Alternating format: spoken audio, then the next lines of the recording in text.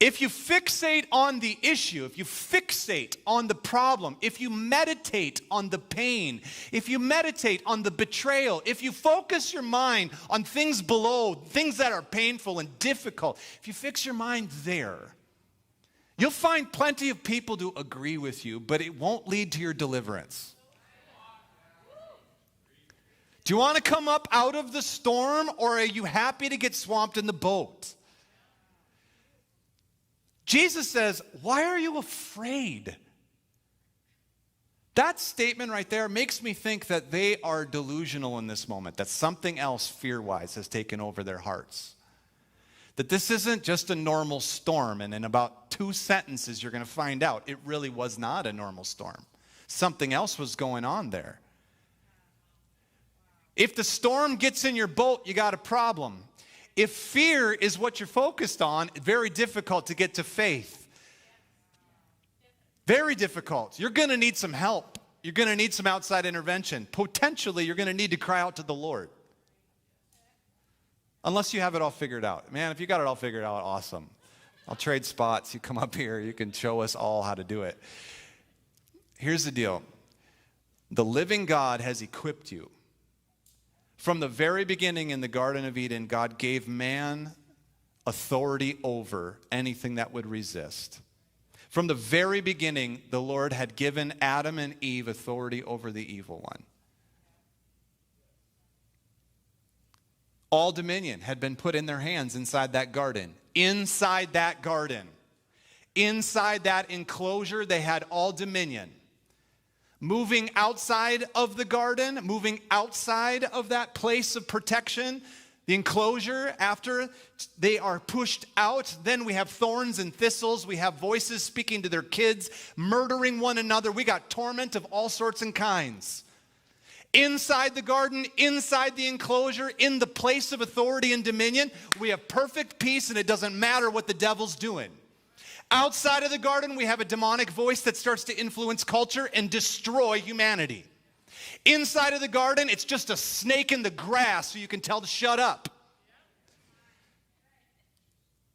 Outside of the garden, we have an influence that corrupts humanity. Inside of the garden, you're walking with God. Are you getting what I'm putting down here? When the storm is on the outside and perfect peace is on the inside, you're good to go, y'all. You are good to go. When the focus gets on the storm and fear creeps in, it doesn't matter that Jesus is asleep in your boat. In fact, we begin to accuse God. God, why isn't it going my way? I thought you were in my boat. You start to look at God and blame him for the results of the pain that you might be going through. It's funny what kind of perspective shifts when you forget, when you focus on the wrong thing. Has anybody else found this? Just me. I'm in good company. The storm kicks up. The waves are beating. The disciples are freaking out. Verse 26, he said to them, "Why are you afraid, you men of little faith?" And then he got up and he rebuked the wind and the sea. I like that word, rebuked. Has anybody ever been rebuked before? What's the difference between being softly corrected and being rebuked? Now, there are some in here, you're sensitive enough to people's impressions that a soft correction feels like you just got whooped, okay? I'm not talking about that. I'm talking about the difference between being rebuked or being softly corrected. To be rebuked is a sharp correction. It is no room for discussion. To be softly corrected and invited into a different truth, that's a conversation. Jesus is not having a conversation with the wind and waves.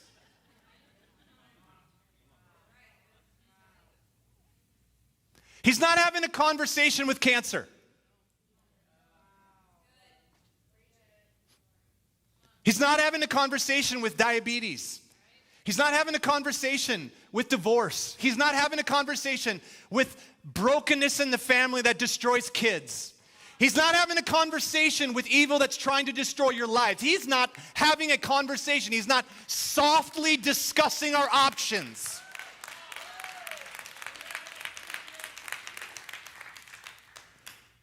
He's saying, shut up and sit down.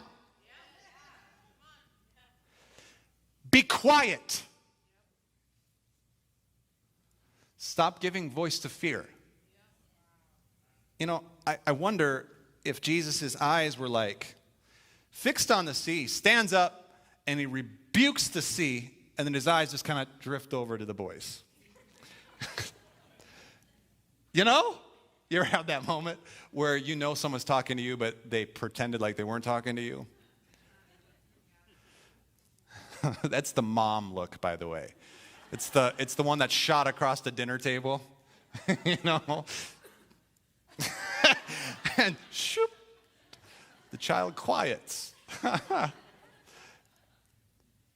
Jesus is not softly discussing with the storm. He's telling it to be quiet. As soon as he gets up and rebukes the wind, it became perfectly calm.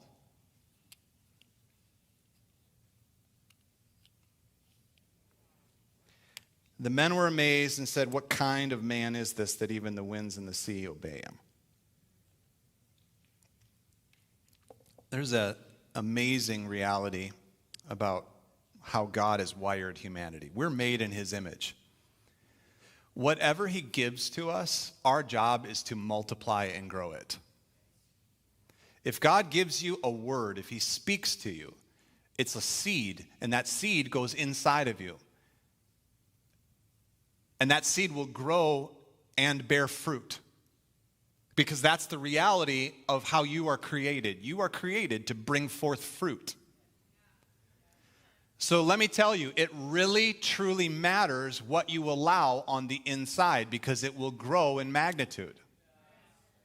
And so if fear gets in there, if the storm gets inside, what do? We multiply it. We add to it. We talk about it and sow it like seed into other people. Oh, did you hear this rumor about this politician? Yeah, they're about that. And whoa, and there we go. Here we're on the waves.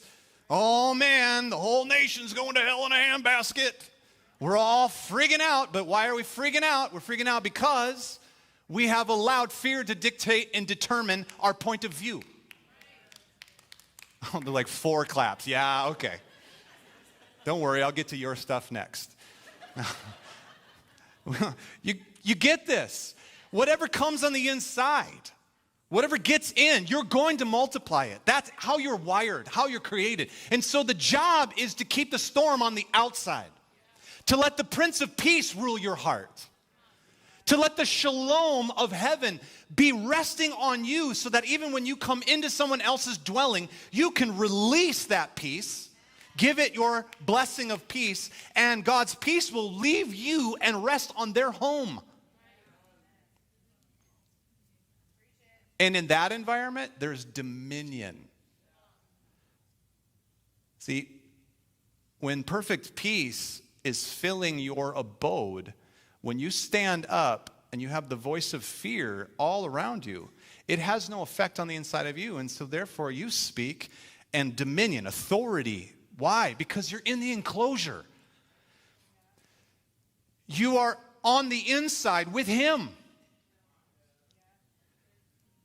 He came into your life, and there's a garden being produced by your life. He's been speaking to you, and you've been cultivating and keeping his word, walking and doing things on his behalf, watching as your family gets touched, and God is expanding your dominion. How is he doing that? Because the kingdom has come into you and is advancing through you. It is touching other people.